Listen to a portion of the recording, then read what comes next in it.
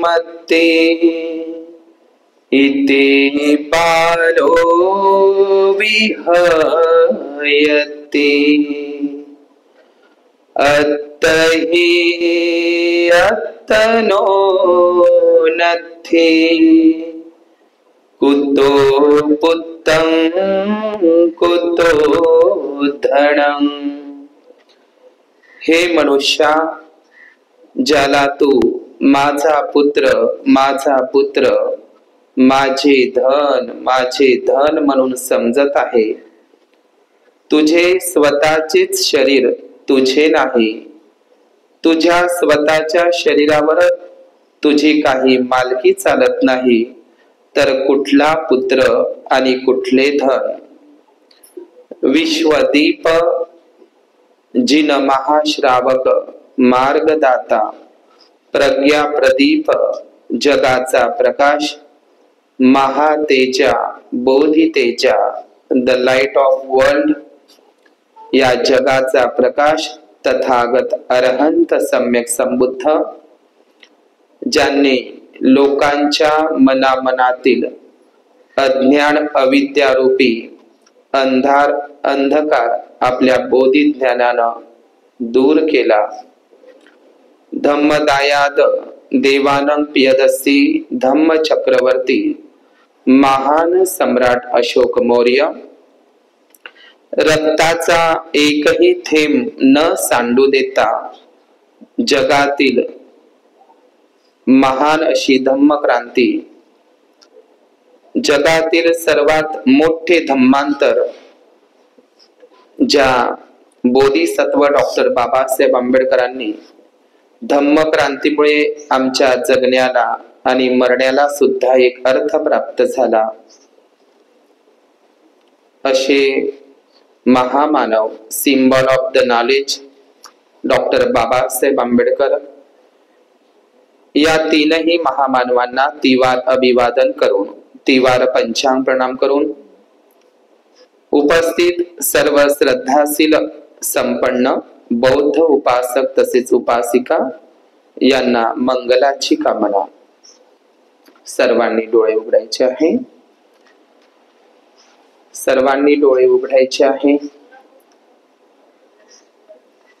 आज आखाडी पौर्णिमा ते आश्विन कोजागिरी पौर्णिमेपर्यंत बुद्धाची प्राचीन परंपरा, भिक्खू आणि भिक्खुणींची वर्षावासांची परंपरा, या आधुनिक युगामध्ये ज्या धम्मक्रांतीमुळे आपण प्रत्येक गाव शहरामध्ये बुद्ध विहारामध्ये धम्मग्रंथाचे पठण करत असतो। आज या आर्वी तालुका आहे, आज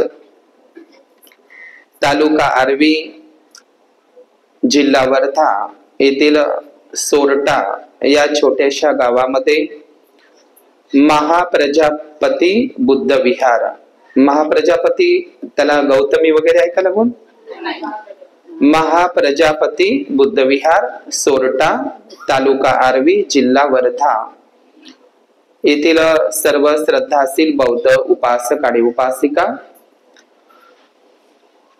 महाप्रजापती जे नाव आहे आपल्या विहाराचं, महाप्रजापती, महा म्हणजे महान, जसं तिच्या जी बहीण आहे का नाही, कोलीय वंशाच्या दोघी बहिणी, कोलीय वंशी ज्या दोघी बहिणी आहे, महामाया देवी आणि महाप्रजापती गौतमी।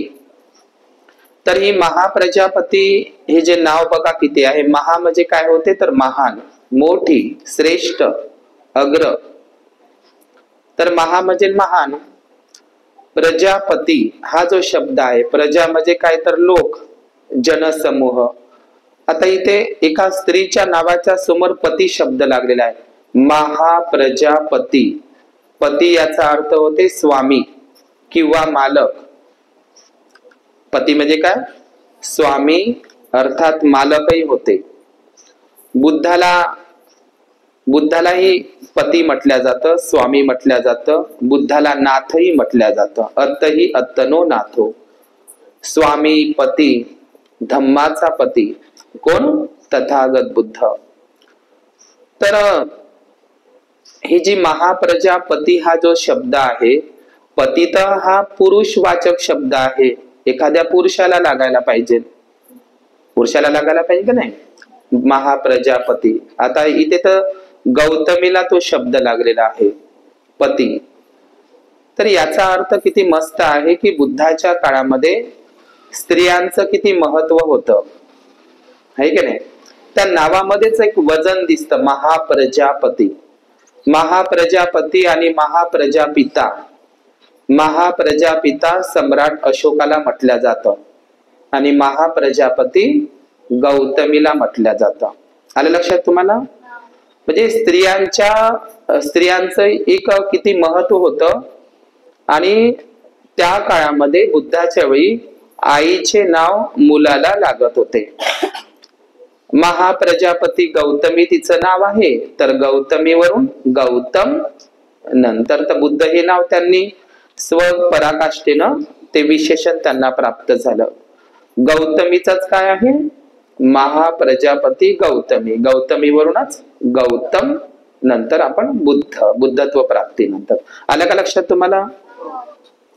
तर मी जी गोष्ट सांगत आहो तुम्हाला की महाप्रजापती गौतमी कोण आहे, तर प्रामुख्याने आता तुमच्या विहाराचं नाव आहे म्हणून महाप्रजापती गौतमी ही पहिली संघनायिका आहे।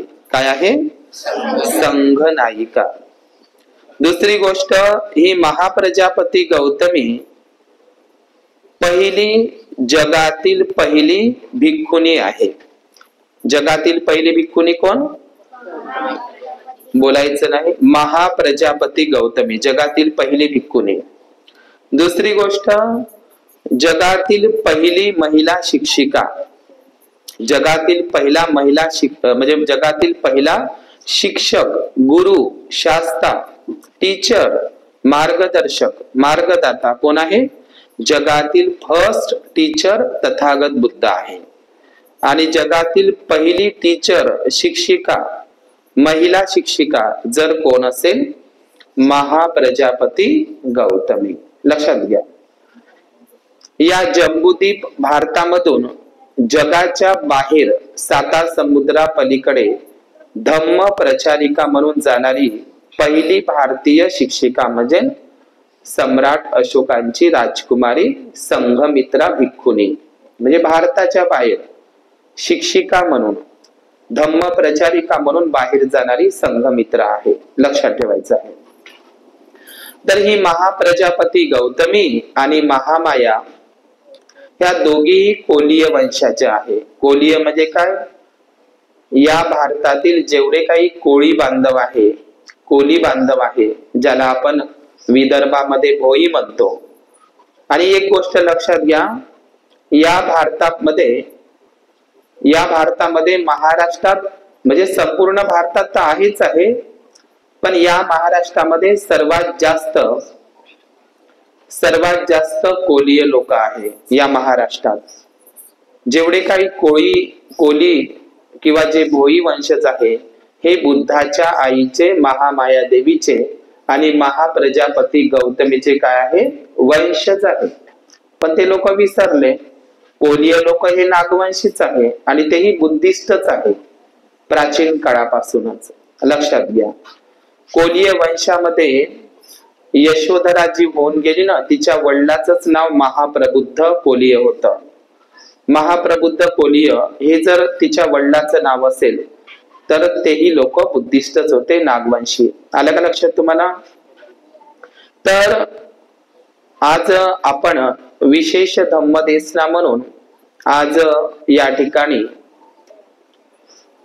जो दिवाळी जो सण उत्सव आहे, किंवा त्याला काही लोक दीपावली म्हणतात आणि दीपाली असा एक शब्दही आहे। तर आपण दिवाळी, दीपावली हा जो शब्द आहे, या जगातील सर्व भाषाची जननी, या जगातील सर्व भाषाची जननी पाली भाषा आहे। कोणती भाषा? पाली भाषा। पालेती इति पाली, म्हणजे बुद्धाने आपल्या धम्माचा उपदेश ज्या भाषेमध्ये केला आहे, बोलू नका, ज्या भाषेमध्ये केलेला आहे ती भाषा म्हणजे पाली भाषा, संस्कृत भाषा नाही. मुलांना अभ्यासक्रमामध्ये शिकवल्या जातं, UPSCच्या मुलांनाही MPSCच्याही मुलांना शिकवल्या जातं. सध्याही ते शिकवणं चालू आहे आणि तोच प्रचार चालू आहे. कोणता? सर्व भाषाची जननी, सर्वात जुनी भाषा म्हणते संस्कृत आहे. लक्षात ठेवा, सगळ्यात जुनी भाषा संस्कृत नाही, सगळ्यात जुनी आणि प्राचीन भाषा पाली भाषा आहे. पण ब्राह्मणवादी लोकांनी त्याचा तसा प्रचार केला. लक्षात घ्यायचं आहे, संस्कृत भाषाचीच जननी पाली आहे. पाली भाषेतूनच संकरित संस्कारित होऊन, म्हणून तिला संस्कृत म्हणतात. संस्कृत म्हणजे काय? ती संस्कारित झालेली आहे. पाली भाषेमधूनच संस्कृत भाषा विकसित झालेली आहे. या दोन्ही भाषा म्हणजे जगातील सर्वच भाषा, मराठी जरी का असेना, सर्वच भाषाची जननी काय आहे? पाली आहे. धम्म लिपी आहे आणि पाली भाषा आहे. लक्षात ठेवायचं आहे. आपण सर्वप्रथम लक्षात घेऊया, पाली म्हणजे काय? पाली म्हणजे काय? तर पाली या शब्दाचा अर्थ होते ओळी. काय होते? ओळी. ओळी म्हणजे काय? पंक्ती म्हणतो आपण त्याला, किंवा हिंदीमध्ये कतार म्हणतो, किंवा इंग्रजीमध्ये त्याला लाईन म्हणतो. लाईन म्हणजे लाईन. पाली या शब्दाचा अर्थ होतो पंक्ती किंवा लाईन. मराठीमध्ये एक शब्द आहे आळी पाळी. आळी पाळी. पाळी हा शब्द आणि पाळीला जर आपण हिंदीमध्ये केलं तर त्याचा अर्थ काय होते? पाली. समजलं तुम्हाला? तर हे जे दिव्यांची जी आरास लावली जाते, लाईनी लाईनी दिवे लावल्या जाते किंवा गोल गोल दिवे लावल्या जाते, तर ती काय आहे? दिव्याची ओळी म्हणजेच पाली. म्हणजेच हे याच्यावरून हे तयार झालेलं आहे. तर बौद्धांचे खरे सण 12 महिन्याच्या 12 पौर्णिमाच आहे. मी तुम्हाला कोणती गोष्ट सांगत आहोत? दिवाळीची. छान 2 जातक कथा सांगेल.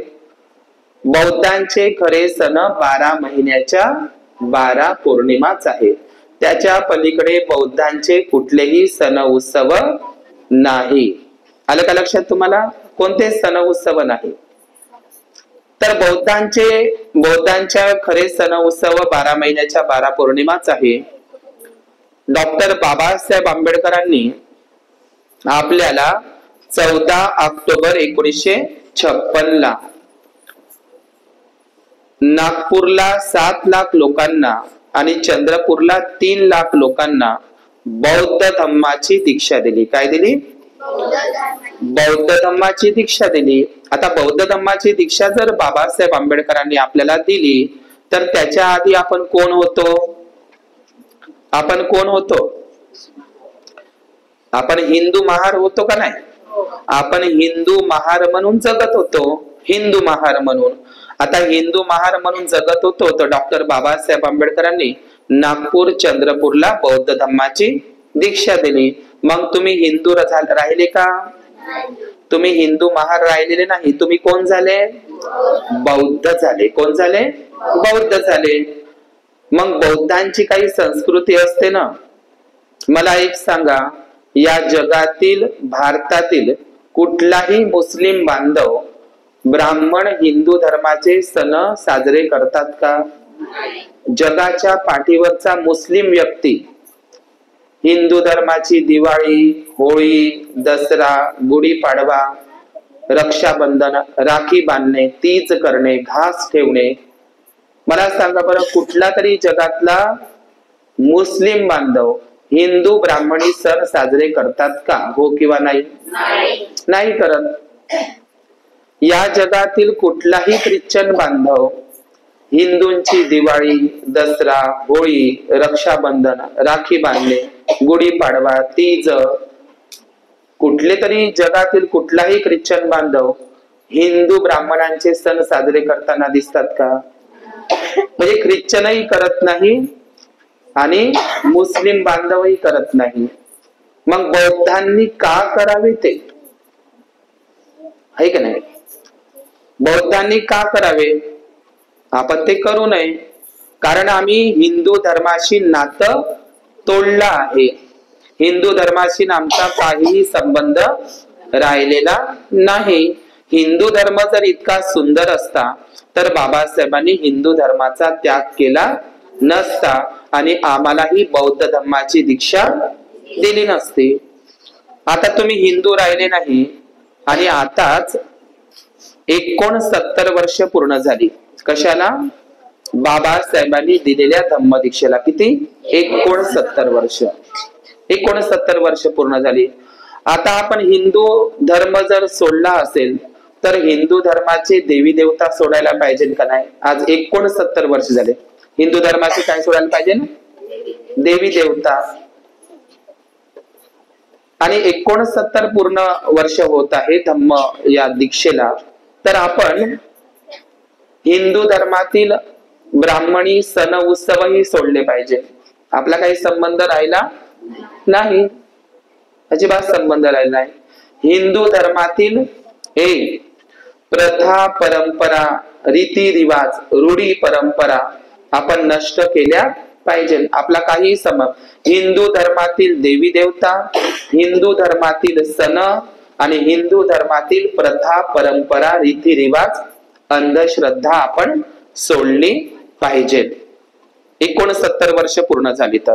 आणि मग ते सोडण्यासाठी बाबासाहेब आंबेडकरांनी स्वातंत्र्याचा जाहीरनामा म्हणून आपल्याला 22 प्रतिज्ञा दिल्या. काय दिलेल्या? त्याच्यामध्ये सरळ सांगितलंय, मी ब्रह्मा, विष्णू, महेश, राम, कृष्ण, गौरी, गणपती इत्यादी हिंदू धर्मातील कोणत्याही. आता हिंदू धर्मातील कोणत्याही म्हणजे काय? हिंदू धर्मामध्ये गायन आहे 33 कोटी देवी देवतांचं. आता जेवढे नाव बाबासाहेबांनी लिहिले 22 प्रतिज्ञामध्ये तेवढ्याला मानू नका आणि बाकीच्यांना माना म्हणते का? बाबासाहेबांची प्रतिज्ञा लक्षात घ्या. हिंदू धर्मातील कोणत्याही म्हणजे 33 कोटी देवी देवतांचं गायन आहे त्यांच्यामध्ये. मी त्यांना देव मानणार नाही किंवा त्यांची उपासना करणार नाही अशी प्रतिज्ञा करतो. आलं लक्षात तुम्हाला? तर बौद्ध धर्माशी आपला काही एक संबंध राहिलेला नाही आहे. आपल्या हिंदू धर्माशी आपलं काहीही नातं नाही. बाबासाहेबांनी आपलं जगातील बौद्ध राष्ट्रांशी नातं जोडलं. बौद्ध जगताशी आपलं नातं जोडलेलं आहे. आणि म्हणून बौद्धांची आचारसंहिता असते. बौद्धांची खरी आचारसंहिता म्हणजे 22 प्रतिज्ञा. काय आहे? तुम्ही पांढरी साडी आणि पांढरे कपडे परिधान केले म्हणून तुम्ही बौद्ध होऊ शकत नाही होऊ शकत, है की नाही? तुमच्या घरी गौतम बुद्ध आणि बाबासाहेबांचा फोटो आहे समोर बैठकीच्या रूम मध्ये, म्हणूनही तुम्ही बौद्ध होऊ शकत नाही. तुम्ही बौद्ध पद्धतीने लग्न लावत आहात म्हणूनही तुम्ही बौद्ध होऊ शकत नाही. आमचे आई वडील तसं करत होते म्हणूनही तुम्ही बौद्ध होऊ शकत नाही. बौद्ध होण्याची आचारसंहिता, बौद्ध होण्याकरिता बाबासाहेबांनी जगातल्या बौद्ध राष्ट्रांना त्याची गरज नाही, कारण हे 33 कोटी देवी देवता जगात नाही आहे, त्यांना गरज नाही. पण भारतातच त्यांनी जन्म घेतला. म्हणून तुम्हाला जर बौद्ध व्हायचं असेल, ते पक्का लावलंय का याच? तुम्हाला जर बौद्ध व्हायचं असेल तर खऱ्या अर्थानं नाही. आपल्याला अत्यंत महत्वाचं आहे 22 प्रतिज्ञा. काय आहे? 22 प्रतिज्ञा. 22 प्रतिज्ञा ही जी आचारसंहिता जर तुम्ही फॉलो करत असाल, आज 69 वर्ष झाले बाबासाहेबांनी आपल्याला धम्मदीक्षा दिली, तरच आपण बुद्धिस्ट आहोत, है की नाही? बाबासाहेबांनी 22 प्रतिज्ञामध्ये एक गोष्ट सांगितली. कोणती गोष्ट सांगितली मी ती सांगतो. बुद्ध हा विष्णूचा 9वा अवतार नाही, हा खोटा आणि खोडसाळ प्रचार होय. खोटा आणि खोडसाळ प्रचार होय.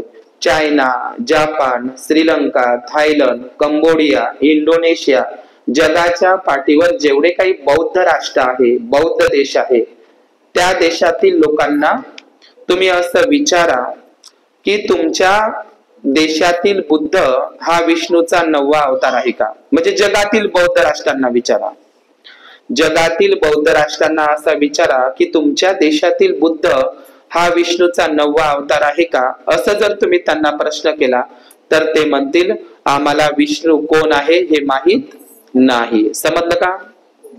काही लोक आजही म्हणतात बुद्ध धम्म हा महारांचा आणि चांभारांचा धर्म आहे. समजलं? महारांचा धर्म आहे म्हणते.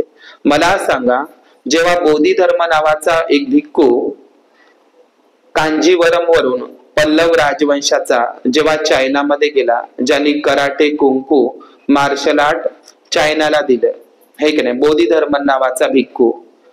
तर चायनामध्ये भिक्खू लोकांनी धम्माचा प्रचार केला. जपानमध्ये, श्रीलंकेमध्ये संघमित्रा महेंद्रानं, संपूर्ण जगामध्ये बौद्ध धम्माचा प्रचार कोणी केला?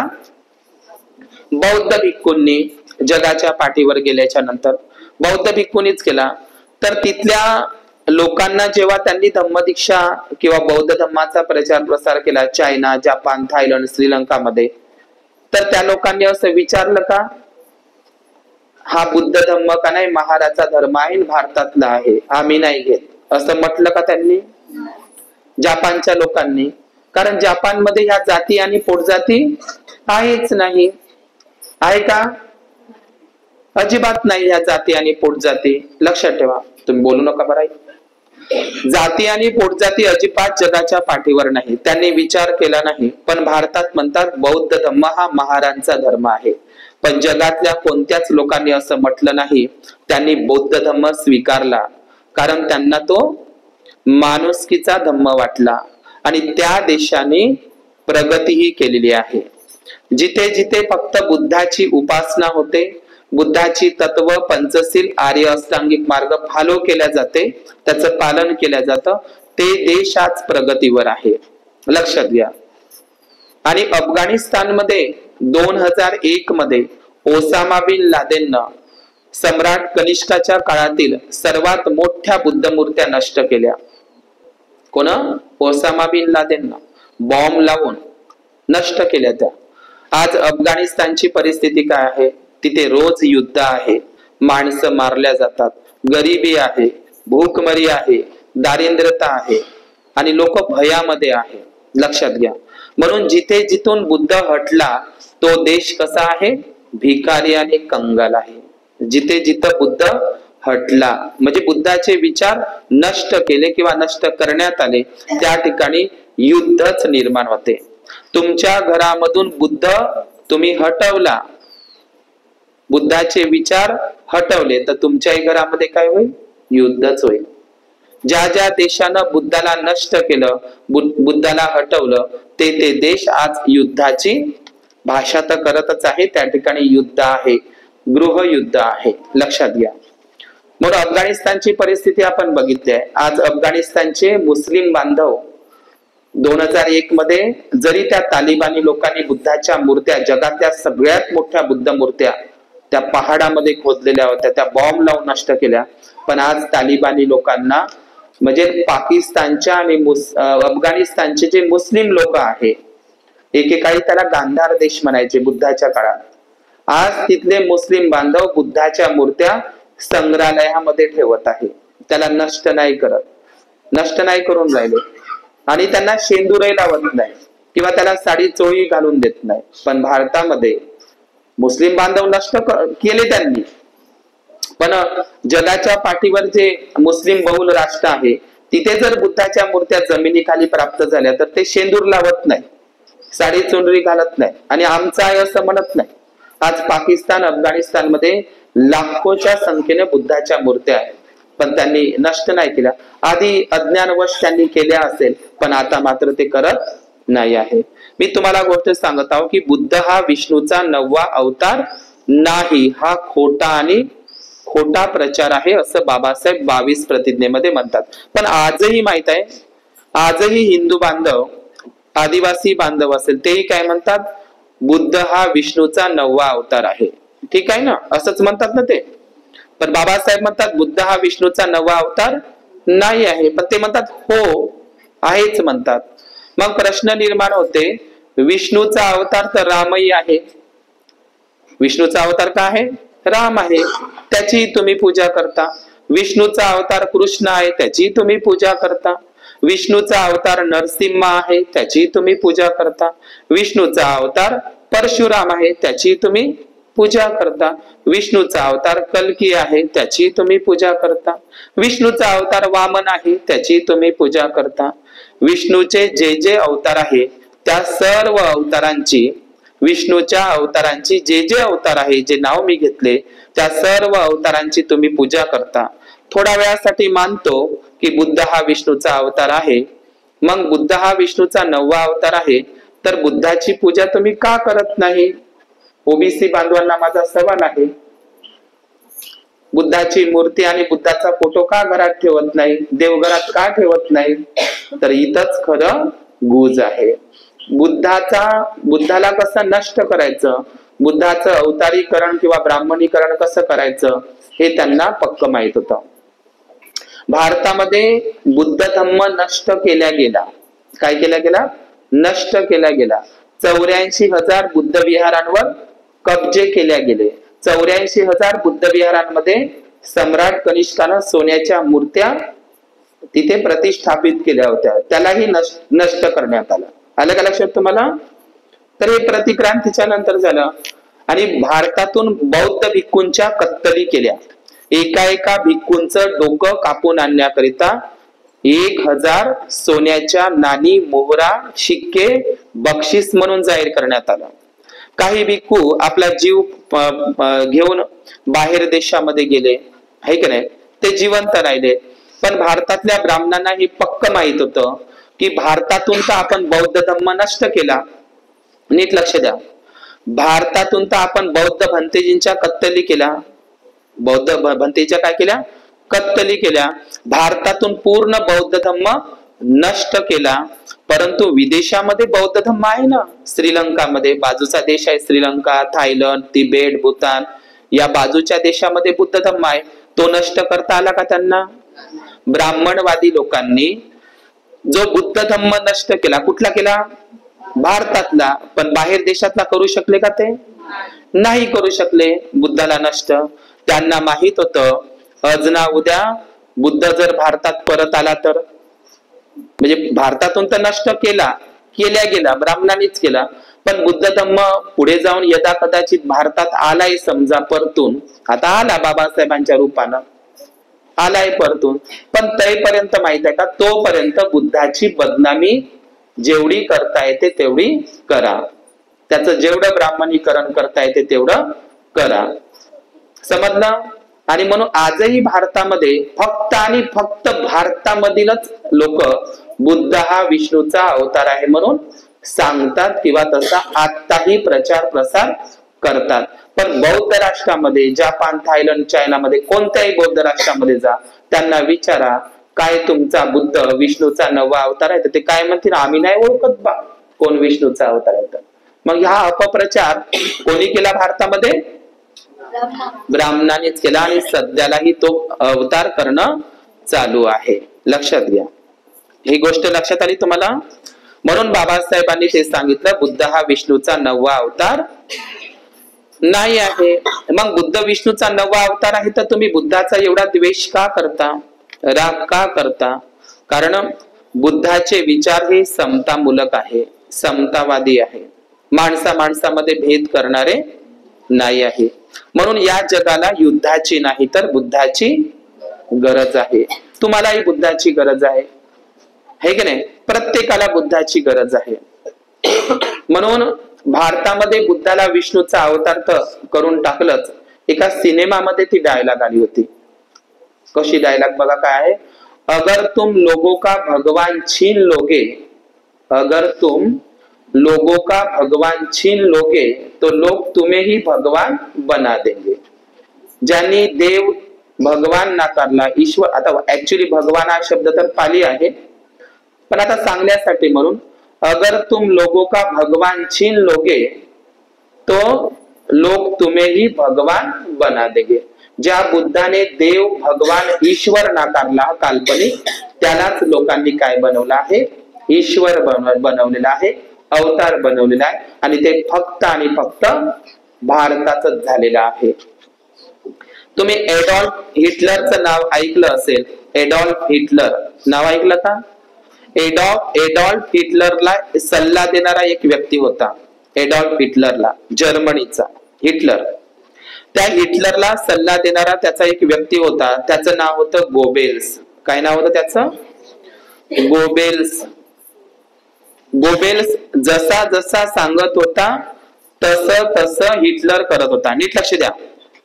गोबेल्स जसं जसं सांगत होता हिटलर त्या पद्धतीनंच वागत होता, करत होता. तर गोबेल्सनं एक गोष्ट, एका गोष्टीला हवा दिली, ती गोष्ट फैलवली. बघा कशी आहे. काय म्हणतो गोबेल्स? एखादी खोटी गोष्ट माणसाच्या मनावरती खरी आहे, खरी आहे, खरी आहे, खरी आहे असं वारंवार त्यांना सांगत चला. म्हणजे एखादी खोटी गोष्ट ती सत्य आहे, खरी आहे, खरी आहे असं तुम्ही लोकांना वारंवार सांगत चला किंवा त्यांच्या मनावर बिंबवा, तर ती खोटी गोष्ट ही माणसाला एक दिवस खरी वाटू लागते. खोटी गोष्ट आहे पण ती गोष्ट खरी आहे, खरी आहे, खरी आहे, खरी आहे असं वारंवार लोकांना सांगत चला. लोकांच्या मनावर बिंबवा, त्यांच्या मनावर तो मारा करा. खोटी गोष्ट खरी आहे, खरी आहे, खरी आहे, खरी आहे, तर ती खोटी गोष्ट ही एक ना एक दिवस माणसाला खरी वाटायला लागते. तुम्हाला एक्झाम्पल जर दिलं तर हत्तीचं मुंडकं आणि माणसाचं सिर बसू शकत नाही, त्याची सर्जरी होऊ शकत नाही, त्याचा रक्तकट जुळू शकत नाही. हत्तीचं मुंडकं मान केवढी आणि माणसाचं मुंडकं केवढं जुळूच शकत नाही. आताही तुम्ही डॉक्टर कडे न्या, जगातल्या कुठल्याही सर्जन कडे न्या, तो त्याला म्हणा हे हत्तीचं मुंडकं माणसाच्या याला त्याची सर्जरी करेल का? किती खोट जरी आहे तरी लोक खरं मानत आहे का नाही? त्याला मानत आहे का नाही आजच्या युगामध्ये? तर हेच गोबेल्स म्हणत आहे की एखादी खोटी गोष्ट खरी आहे, खरी आहे, खरी आहे, खरी आहे, खरी आहे, खरी आहे, खरी आहे इतकं सांगत चला लोकांना की ती खोटी गोष्ट ही माणसाला एक ना एक दिवस खरी वाटू लागते. जगाने या बुद्धाला काय सांगितलं? खरं खरं खरं, सत्य सत्य आणि केवळ सत्यच सांगितलंय. खरं खरं खरंच सांगितलंय. पण बुद्धाचं काय केलं? प्रतिक्रांतीच्या नंतर जे बुद्धानं या जगाला सांगितलं, शिकवलं, खरं खरं खरं, आता काय केलं गेलं? बुद्धाला सांगितलेलं जे खरं खरं खरं होतं त्याला काय करण्यात आलं? खोट खोट खोट. आणि ब्राह्मणांनी काय झालं? जे खोट होतं त्याला काय केलं? खरं खरं खरं. आणि बुद्धानं खरं खरं खरं सांगितलं होतं त्याला काय करण्यात आलं? खोट खोट खोट. म्हणजे बुद्धाचं खोट ठरवण्यात आलं आणि ब्राह्मणवाद्यांचं खरं ठरवण्यात आलं. आणि आजही ते खोट खपत आहे का नाही? खोट खपत आहे. म्हणून काही लोक म्हणतात आहे ना, खोट खपत आहे म्हणजे कल्याण.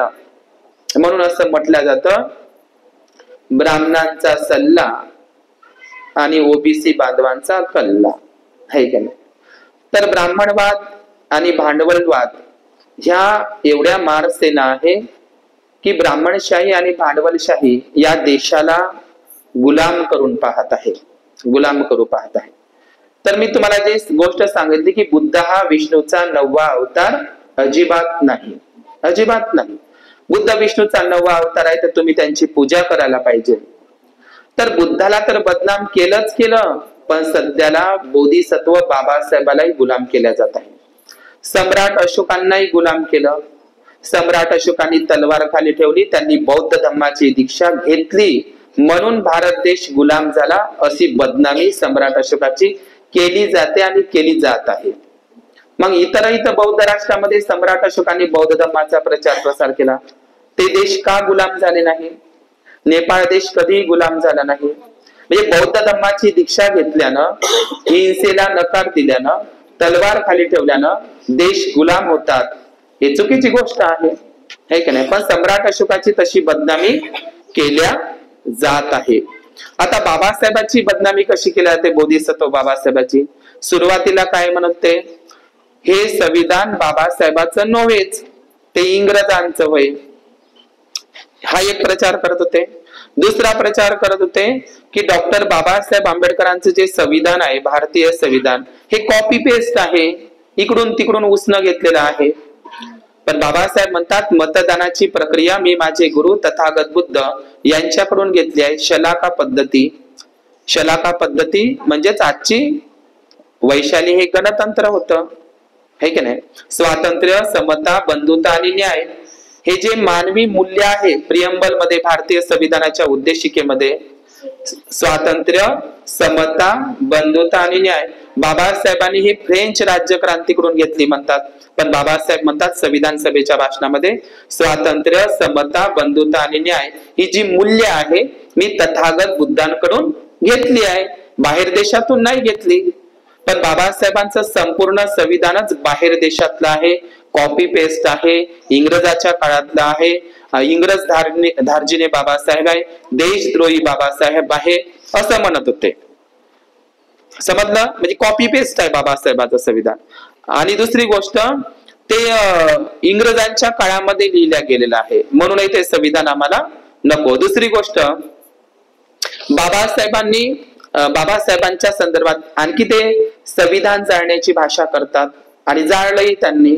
आता एवढं करूनही त्या लोकांना काही करता आलं नाही. आता एक नवीनच एक अफवा तसं वातावरण निर्माण, एवढं करूनही आता बाबासाहेबांचं काही करता येत नाही आपल्याला.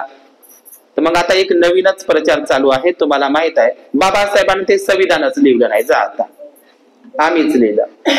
माझा असा प्रश्न आहे की बाबासाहेबांनी ते संविधानच लिहिलं नाही तर याच्या अगोदर तुम्ही संविधान का जाळलं? मग तुमचं होतं तर प्रेम बिहारी रायजादाचं होतं, BN रावचं होतं, मग त्याचं संविधान होतं, मग ते तुम्ही जाळलं का? म्हणजे आता सगळं करून पाहिलं त्यानं बाबासाहेबांना, आणि बाबासाहेबांनी म्हणजे ते सगळं करून पाहिलं त्यानं, ट्राय करून पाहिलं.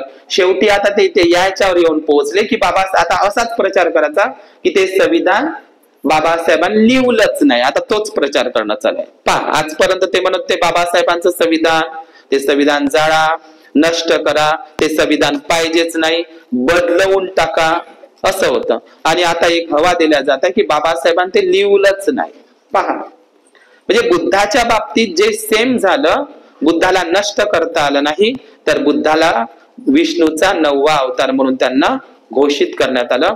पण एक डॉक्टर बाबासाहेब आंबेडकर होता ज्यांचा जन्म झाला आणि त्यांनी आपल्याला बौद्ध धर्माची दीक्षा दिली. त्याच्या अगोदर तुम्हाला तेच माहित होतं, त्याच्या अगोदर तुमच्या डोक्यामध्ये तेच होतं, भेजामध्ये काय होतं, जसं ओबीसी बांधवांच्या, आदिवासी बांधवांच्या, भारतातल्या सर्व लोकांच्या डोक्यामध्ये भरलेलं होतं. काय भरलेलं होतं? बुद्ध का नाही, विष्णूचा 9वा अवतारच आहे. समजलं तुम्हाला? तुमच्यातही तेच भरलेलं होतं ना.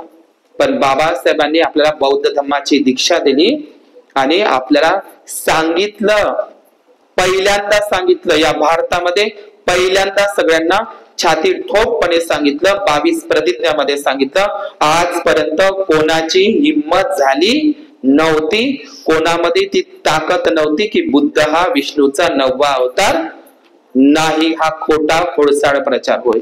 हे फक्त बाबासाहेबांनी सांगितलं, तुम्हाला सांगितलं. पण त्यांना अजूनही तेच आहे, ओबीसी एसटी लोक, तेही प्राचीन काळाचे नागवंशी बौद्ध आहे, तेही आपलेच बांधव आहे. समजलं का तुम्हाला?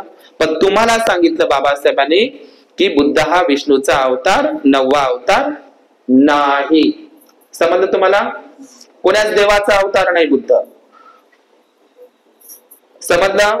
तर बुद्ध हे ज्ञानाचे प्रतीक आहे. बुद्ध या शब्दाचा अर्थ काय होते? कधीही न संपणारा ज्ञानाचा महासागर. बुद्ध म्हणजे काय? बुद्ध म्हणजे मानवी मनोविकासाचे अति उच्च शिखर टोक ज्याने गाठलेलं आहे. ज्ञानी पुरुष म्हणजे काय? बुद्ध आहे. बुद्ध हे नाव त्यांच्या आईवडिलांनी दिलं नाही आहे. महाप्रजापती गौतमीने नाही, तिने तर गौतम नाव ठेवलं. आलं का लक्षात तुम्हाला? तर बुद्ध हे कोणाचाही अवतार नाही आहे, हे आपण लक्षात घेतलं पाहिजे. जसं बुद्धाला विष्णूचा अवतार बनवलं ना, आज काय आहे? धनत्रयोदशी आहे का आज? धनत्रयोदशी आहे ना. आता धनत्रयोदशी म्हटलं का लोक नवीन भांडे कोठे घेतात, सोनं नाणं घेतात, नवीन कपडेही घेतात, आहे का नाही. तर धनत्रयोदशी म्हणजे काय, तर त्याच्यामध्ये अजूनपर्यंत मलाही माहित नव्हतं धन्वंतरी कोण आहे. धन्वंतरी हा बौद्ध भिक्खू आहे गुप्त काळातला. धन्वंतरी हा कुठला अवतार नाही, कुठला देव नाही. धन्वंतरी नावाचा बौद्ध भिक्खू होऊन गेला पाटलीपुत्र पटण्याला. तो आयुर्वेदाचार्य होता, महान भिक्खू होता. त्याचे अवशेष पाटलीपुत्र पटण्याला सापडलेले आहे. समजलं का. धन्वंतरी हा कुठलाही अवतार नसून धन्वंतरी हा समुद्रगुप्त जो बौद्ध सम्राट होऊन गेला गुप्त काळातला बौद्ध भिक्खू आहे. तो भिक्खूचं नाव आहे धन्वंतरी. पण ज्याप्रमाणे बुद्धाला विष्णूचा नववा अवतार केलं त्याचप्रमाणे धन्वंतरी बौद्ध भिक्खूला सुद्धा विष्णूचाच अवतार केला. म्हणजे बुद्धालाही विष्णूचा अवतार आणि धन्वंतरी भिक्खूलाही बुद्धाचा अवतार. आता मी जी गोष्ट सांगत आहोत तुम्हाला, बुद्धाला विष्णूचा अवतार, धन्वंतरी भिक्खूलाही बुद्धाचा अवतार करून टाकलं. त्याच पद्धतीनं बुद्धाच्या आईला सुद्धा अवतार करून टाकलं. आता तुम्ही म्हणाल अवतार कसं, तर बुद्धाच्या आईला अवतार कसं केलं. मी तुम्हाला जर असं विचारलं की एक कमळाचं फूल आहे, कमळाच्या फुलामध्ये एक बाई बसलेली किंवा उभी आहे, तिच्या बाजूला दोन पांढरे हत्ती आहे, त्या दोन्ही हत्तीच्या सोंडमध्ये कलश आहे आणि ते पांढरे हत्ती आपल्या सोंडनं कलश मधून एका स्त्रीच्या अंगावर पाणी टाकत आहे आणि ती स्त्री कमळावर बसलेली आहे आणि उभी आहे. असं जर मी तुम्हाला विचारलं तर तुमच्या समोर एक चित्र उभं राहते, आताही उभं राहिलं असेल, तुम्ही त्याला काय समजा, काय समजा. मी तुम्हाला सांगितलं बसलेली किंवा उभी, कमळाच्या फुलावर बसलेली किंवा उभी एक स्त्री आहे, साडी परिधान केलेली. तिच्या बाजूला काय आहे, दोन पांढरे शुभ्र हत्ती आहे, काही फरक पडत नाही. तर पांढरे शुभ्र हत्ती आहे आणि सोंड मधून कलश मधून पाण्याचा म्हणजे जल अभिषेक करत आहे, तिच्या अंगावर पाणी ते टाकत आहे. तर तुम्ही हे चित्र, हे जे शिल्प आहे किंवा फोटोमध्ये तुम्ही पाहिलं असेल तर तुम्ही याला पाहिल्याबरोबर तुम्ही काय म्हणाल, महालक्ष्मीच म्हणाल का नाही, महालक्ष्मीच म्हणाल ना. तर तुम्ही सांचीला जाऊन पहा आणि सांचीच्या गेटवर तुम्हाला गेल्याबरोबरच चारही बाजूच्या गेटवर एक स्त्री, आता सांची काय आहे, सम्राट अशोकांनी बांधलेला बौद्ध स्तूप आहे का नाही. तर तुम्ही सांचीला कधीही गेले तर तुम्ही गेटवर जा, त्या गेटवर म्हणजे तुम्ही प्रवेश करा, चारही बाजूच्या गेटवर एक स्त्री कमळाच्या फुलामध्ये बसलेली आहे आणि उभी आहे आणि दोन बाजूला दोन पांढरे शुभ्र हत्ती आहे आणि सोंडमध्ये पाणी टाकत आहे. आता तुम्ही सांचीला गेले आणि तुम्हाला ते मूर्ती दिसली सांचीच्या स्तूपावर, तर तुम्ही काय म्हणाल, महालक्ष्मी होय माहे, असं म्हणाल का नाही तुम्ही, दचकान का नाही तुम्ही. तुम्हाला हाही प्रश्न पडेल की हिंदू धर्माची महालक्ष्मी सांचीच्या स्तूपावर कशी काय आली. ते 200च्या नोटीवर आहे ना सांचीचा स्तूप. बांधला कोण तो, सम्राट अशोकांनी. किती बांधले होते स्तूप, 84,000. ऐका, मग सम्राट अशोकांनी बांधलेल्या बौद्ध स्तूपावर हे हिंदू धर्माची महालक्ष्मी कशी काय काढली, असाच प्रश्न पडन ना, असा पडन का नाही. आणि इथं कोणतं काम आहे बा, म्हणजे आमच्या सांचीच्या स्तूपावर, हा तर बौद्ध स्तूप आहे, याच्यावर हे मूर्ती कशी काय बा, याच्यावर कशी काय कोरलेली आहे. तर तुम्हाला प्रश्न पडेल की त्याच्यावर हे तुम्ही त्याला ऍक्च्युली महालक्ष्मीच म्हणाल. काही लोक त्याला गजलक्ष्मी म्हणतात, बाजूला गज असल्यामुळे, हत्ती असल्यामुळे. पण लक्षात घ्या, याच्या नंतर तरी कधीही सांचीला गेले, कुठल्याही विहारामध्ये, प्राचीन बुद्ध विहारामध्ये किंवा कुठल्या हिंदू धर्माच्याही मंदिरामध्ये जर तुम्हाला ती मूर्ती दिसली तर ती महालक्ष्मीची मूर्ती नव्हे, ती बुद्धाची आई महामायाची मूर्ती होय. लक्षात घ्यायचं. पण एवढ्या दिवसापासून तुम्हाला माहित होती काही गोष्ट, कल्पनाच नव्हती. मी त्या सांचीला गेलो तर मी म्हणत होतो इथं महालक्ष्मी कशी काय आली बा, कशी काय महालक्ष्मी आली बा. पण नंतर माझ्या लक्षात आलं की ती महालक्ष्मी नसून ती काय आहे, कोलीय वंशी महामाया. समजलं. महामाया आणि महाप्रजापती दोघीही बहिणी ह्या कोण आहे, कोलीय वंशाच्या. आलं का लक्षात तुम्हाला? तर बुद्धाच्या आईचं, आता सम्राट अशोकाने किती स्तूप निर्माण केले होते? मी एक कथा सांगतो तुम्हाला. तर सम्राट अशोकाने किती, संपूर्ण जम्बूद्वीप भारतामध्ये किती किती, सांचीच्या स्तूपासारखे 84,000. किती? 84,000. आता सांचीचा स्तूप पूर्ण दिसते तुम्हाला, पण काही स्तूप नष्ट केले का नाही? मी तुम्हाला गोष्ट काय सांगितली लक्ष आहे का तुमचं? मी काय म्हणत आहो, सांचीच्या स्तूपावर बुद्धाच्या आईचं ते शिल्प दिसते, महामाया देवीचं. सांचीच्या स्तूपावर, भरऊच्या स्तूपावर दिसते, पण बाकीच्या स्तूपावर दिसत नाही.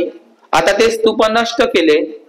मग सांगा, सम्राट अशोकाने फक्त 84,000 स्तूपापैकी एकट्या स्तूपावर ते बुद्धाच्या आईचं शिल्प कोरलं असेल का?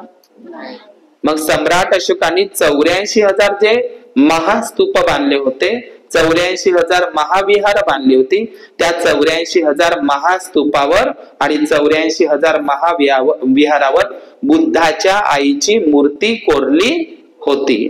आता ते नष्ट झाली म्हणून दिसत नाही, पण सांचीला दिसते. मग सांगा, 84,000 स्तूपावर बुद्धाच्या आईची मूर्ती, शिल्पकला, ते चित्र म्हणा, ती शिल्पकला सम्राट अशोकांनी कोरलेली होती. आता ते नष्ट झाली, दिसत नाही, फक्त सांचीला दिसते, भरऊ स्तूपाला दिसते, बाकीच्या ठिकाणी ते नष्ट झालेली आहे.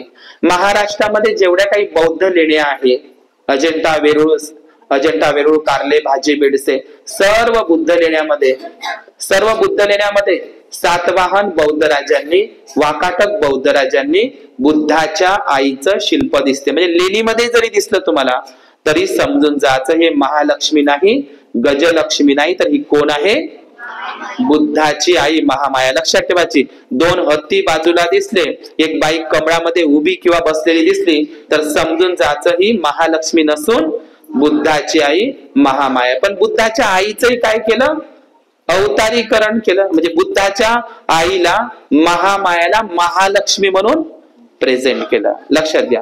आणि हे केव्हापासून? तुम्हाला वाटत असेल लक्ष्मी पूजन आधीपासूनच असेल. लक्ष्मी पूजन आधीपासून अजिबात नव्हतं. भारतामध्ये एक ब्राह्मण जन्माला आला, केरळचा राजा रवी वर्मा, चित्रकार. हा ब्राह्मण, त्यांनी ते महामाया देवीचं शिल्प रंगीत चित्रामध्ये प्रेझेंट केलं. आणि तेव्हापासून हिंदू बांधवांच्या घरी आज जे महालक्ष्मीचं चित्र दिसते ना, हे चित्र राजा रवी वर्मा नावाच्या ब्राह्मणानं, कागदाचा शोध तर अलीकडे लागला, कागदाचा शोध चायनामध्ये लागला. डायमंड सूत्र हा पहिला ग्रंथ आहे कागदातला, चायनामधून भारतात कागद आला.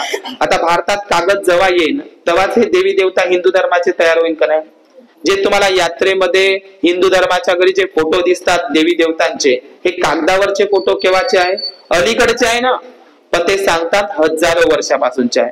म्हणून हे महालक्ष्मीचं चित्र हे दुसरं तिसरं काय नसून बुद्धाच्या आईचं काय आहे? ते महामाया देवीचं काय आहे? चित्र आहे. हे आपण ध्यानात घेतलं पाहिजे, लक्षात घेतलं पाहिजे. मग आता तुम्ही ते कराल का? आता मला सांगा, सम्राट अशोकाने किती स्तूप बांधले? धम्मदीक्षा घेतल्याबरोबर 84,000 स्तूप बांधले. आता ते स्तूप पूर्ण जम्बूद्वीप भारतामध्ये बांधायला त्यांना 3 वर्ष लागले. किती वर्ष लागले स्तूप बांधायला? 3 वर्ष लागले. आता 3 वर्ष झाल्याच्या नंतर त्यांनी मग मोगलीपुत्त तिस्स त्यांचे धम्मदीक्षा गुरु होते, त्यांनी ठरवलं आता हे जे स्तूप बांधून झाले 84,000, तर याचं उद्घाटन करावं लागल. म्हणून त्या काळामध्ये काही मेणबत्त्या नव्हत्या. जसे आता बुद्ध विहारामध्ये काही लोक येतात, तर काही लोक मेणबत्ती घेऊन येतात का नाही? एक मेणबत्ती घेऊन येतात. मेणबत्तीचं दान करतात का नाही? विहारामध्ये मेणबत्ती घेऊन येतात, मेणबत्तीचं दान करतात. तर बुद्धाच्या काळामध्ये, अशोकाच्या काळामध्ये, सम्राट अशोकाच्या काळामध्ये मेणबत्त्या होत्या का? नव्हत्या. मग आता जशा काही महिला विहारात येताना मेणबत्ती दान करते विहाराने, तर त्या काळामध्ये तुपाचे किंवा सरसोच्या तेलाचे दिवे, समजलं, ते त्या काळामध्ये विहारामध्ये आणि बुद्ध स्तूपाला ते दान करत होते. लक्षात घ्या. तर सम्राट अशोकाने जे 84,000 महास्तूप बांधले, त्याची पूजा भगवान बुद्धाने त्या स्तूपाच्या गोल गोल काय ठेवले? दिवे ठेवले. तिथून सुरुवात केली. महादीपदान उत्सव सम्राट अशोकाने सुरू केला, पण त्याच्या दिवाळीमध्ये रूपांतर ब्राह्मणांनी केलं. सुरुवात केली म्हणजे 84,000 स्तूपांचं महाविहारांचं जे उद्घाटन आहे ते दिवे लावून करण्यात आलं. परंतु नंतर मात्र ती प्रथा पडली. कोणती भारतामध्ये कोणती प्रथा पडली की केवळ दिवाळीलाच नाही, महिन्यातून 4दा 84,000 स्तूप आणि 84,000 जे महाविहार आहे, महाबोधी महाविहारासारखे, त्या महाबोधी महाविहारासारखे 84,000 महाविहार आणि 84,000 महास्तूपांच्या स्तूपाच्या जवळ किंवा त्यांच्या सभोवताल दिवे लावण्याची पद्धती होती. सम्राट अशोकाने जरी सुरू केली असेल, परंतु ती मात्र दिवाळीच्या सीजन मध्ये ब्राह्मणवाद्यासारखी नव्हती. महिन्यातून 4दा दिवे लावल्या जात होते. 84,000 स्तूपापाशी, 84,000 महाविहारापाशी महिन्यातून 4दा दिवे लावले जात होते. जसं महिन्यातून 4दा उपोषत असते, समजलं. 2 अष्टमी, 1 अमावस्या आणि 1 पौर्णिमा. 12ही महिन्याच्या 12ही जे पौर्णिमा आहे आणि 2 अष्टम्या आहे आणि 2 अमावस्या, 1 अमावस्या आहे. महिन्यातून 4दा दीपदान केल्या जातं, समजलं. पण ब्राह्मणवाद्यांनी काय केलं, सुरुवात तर सम्राट अशोकांनी केली, पण दिवाळीमध्ये ब्राह्मणांनी त्याचं काय केलं, रूपांतर केलं. केवळ एका दिवसालाच नाही तर महिन्यातून 4दा दीपदान करण्याची परंपरा होती. आता लोक ते करतात. बघा, स्तूपाचे एकूण 4 प्रकार आहे: चैत्य स्तूप, पारिभौगिक स्तूप, मनवती स्तूप आणि उद्देशिका स्तूप. तर सम्राट अशोकाने जे स्तूप बनवले बघा, त्या गोल गोल गोल गोल गोल गोल काय करायचे, फुलांचा ते रांगोळी काढायचे आणि स्तूपांच्या सभोवताल काय लावायचे, दिवे. आता हिंदू बांधवांनी माहिती काय केलं, माणसापेक्षा गाय श्रेष्ठ आहे, गायचं गोमूत्र श्रेष्ठ आहे, गायचं गोबर श्रेष्ठ आहे, माणसापेक्षा इथली गाय श्रेष्ठ आहे का नाही. गाय श्रेष्ठ आहे. मग जेव्हा चवदार तळ्याला बाबासाहेबांनी स्पर्श केला, महार लोकांनी, अस्पृश्य लोकांनी हात लावला, तर चवदार तळ महाडचं बाटलं होतं. आता चवदार तळ तर बाटलं, बाबासाहेबांनी हात लावला, डुकरानं हात लावला म्हणजे डुकरानं पाणी पेलं तरी ते तळ बाटत नव्हतं, कुत्र्यानं पाणी पेल्यानं ते तळ बाटत नव्हतं, गाय बैलानं ते चवदार तळ्याचं पाणी पेल्यानं बाटत नव्हतं. पण माणसानं, अस्पृश्यानं जर त्याला हात लावला, पाणी पेलं तर ते चवदार तळ बाटत होतं. म्हणजे जनावरापेक्षाही माणसाला किंमत नव्हती. तर ज्यावेळी ते तळ बाटलं बाबासाहेबांच्या हातानं, आपल्या हातांनी, तर त्यावेळी ब्राह्मणांनी माहिती आहे का, त्या गायीचं 500 गायीचं गरम शेण आणि गोमूत्र जमा केलं आणि त्या चवदार तळ्याच्या पाण्यामध्ये टाकलं. काय, त्यासाठी पाणी शुद्ध करण्यासाठी. कुत्र पाणी पेल्यानं ते बाटलं होतं का, मग काऊन टाकलं असं गायीचं ते शेण गोमूत्र त्याच्यामध्ये, झालं का ते पवित्र पाणी, शुद्ध झालं का. कारण आता बरोबर आहे ते, कारण हिंदू धर्माचे, ब्राह्मण धर्माचे 33 कोटी देवी देवता कुठं राहतात, गायीच्याच पोटात राहते. मग गायीच्या पोटात राहत असेल तर ते संडास मलमूत्र कुठं करत असतील, गायीच्याच पोटात. म्हणून गायीचं शेण पवित्र आणि गोमूत्र पवित्र, समजलं तुम्हाला. पण तुम्ही नाही. बघा, बाबासाहेबांमुळे आपल्याला जनावरापेक्षाही हीन वागवल्या जातो, पशुतुल्य. आज आपण जनावर आहोत का, आपल्याला पशुपेक्षाही, जनावरापेक्षाही कमी लेखल्या जात होतं, हीन लेखल्या जातं.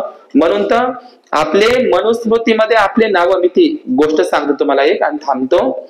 मनुस्मृतीनं आपले नावही चांगले ठेवण्याचा अधिकार नव्हता, नाव चांगलं ठेवण्याचा अधिकार नव्हता आणि आडनावही सुद्धा चांगले ठेवण्याचा अधिकार नव्हता. मनुस्मृतीमध्ये लिहूनच होतं, यांचे आडनाव जनावराच्या नावाशी संबंधित असावे. म्हणजे जनावराच्या शब्दाचा उल्लेख आला पाहिजे. कायच्यात, आडनावात जनावर दिसलं पाहिजे, जनावराच्या नावाचा काय आला पाहिजे, उल्लेख आला पाहिजे. जाणून बुजून मनुस्मृतीमध्ये तुमचे नाव आणि आडनाव चांगली नसली पाहिजे जनावरासारखी. आता नाव कोणते, दगड्या, धोंड्या, तुकड्या, कचराबाई आहे का नाही, उकंडाबाई, उकंडावर जन्म घेतात, असेच नावं ठेवायचे तुम्ही. चांगले नावे नाही ठेवायचे. त्याचे कसे, सहस्त्रबुद्धे, जोशी, त्रिवेदी, कुलकर्णीबाई, देशपांडेबाई, पहा त्याचे आडनाव. आपले नाव कसे, हे म्हणजे नावही चांगले ठेवण्याचा अधिकार नव्हता. आणि आडनावाचं तुम्हाला माहितच आहे, इथंच आईचं नाव आहे कुत्तर मारे. सांगा बरं, किती खराब नाव आहे का नाही. इकडे एक गाव आहे डुकरे आडनाव आहे. आता तुम्हाला वाटते आमचे नाव असे काहून नाही आडनाव बा? बरं ब्राह्मणांमध्ये आहे काही आडनाव आहे का? मग तुम्हाला वाटते हे ठेवले असतात बाजूला, जुन्या लोकांनी नाही ठेवले. मनुस्मृतीच्या कायद्याप्रमाणे तुमचे आडनाव असेच असले पाहिजे. त्याचा कायदा होता तुमचे आडनाव चांगले नाही असले पाहिजे, तुमचे आडनाव खराब जनावराचा उल्लेख आला पाहिजे त्याच्यामध्ये. ढोरे तर तिकडे गाव माहिती आहे का, डुकरे आडनाव आहे. माझ्याच दोघी बहिणी त्या डुकऱ्याच्या घरी दिल्या आहे का नाही. तर त्या पोरीचं नाव इतकं चांगलं ठेवलं, पल्लवी. शाळेत टाकलं, पल्लवी नाव तिचं आणि तिच्या नावाच्या मागे काय डुकरे. तर तिला सांगायला शाळेतल्या मुली आहे का ना मैत्रिणी, तिला सांगायला इतकी तरी कशी तरी लाज येते. आणि रस्त्यानं जर जात असलं तर एक बाई चुकूनच म्हणते, ते बा डुकरीन बाईचा पोरगा चालला, डुकरीन बाईची पोरगी चालली. डुकरीन बाईचा पोरगा चालला, डुकरीन बाईची पोरगी चालली. ते बा ती वाली डुकरीन चालली, तो बा डुकऱ्या चालला.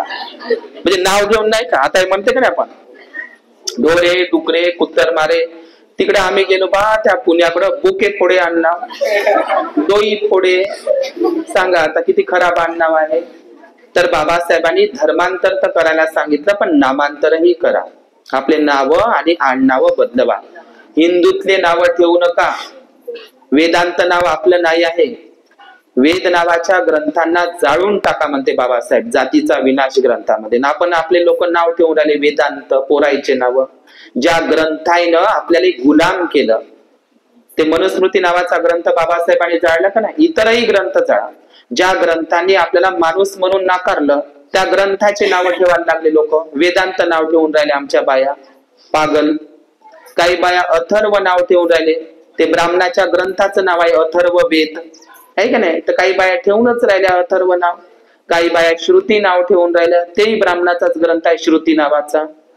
अथर्व, वेदांत, श्रुती हे काय नाव आपण ठेवून राहिलो हिंदू धर्मातले, टीव्हीतले, जसं मनात आलं तसं, आहे का नाही. ख्रिश्चन लोक आणि मुस्लिम लोकांचे नाव ओळखालेच येते, नावात झळकते त्यांची संस्कृती, हे कोण्या धर्माचं आहे म्हणून ओळखाले येते.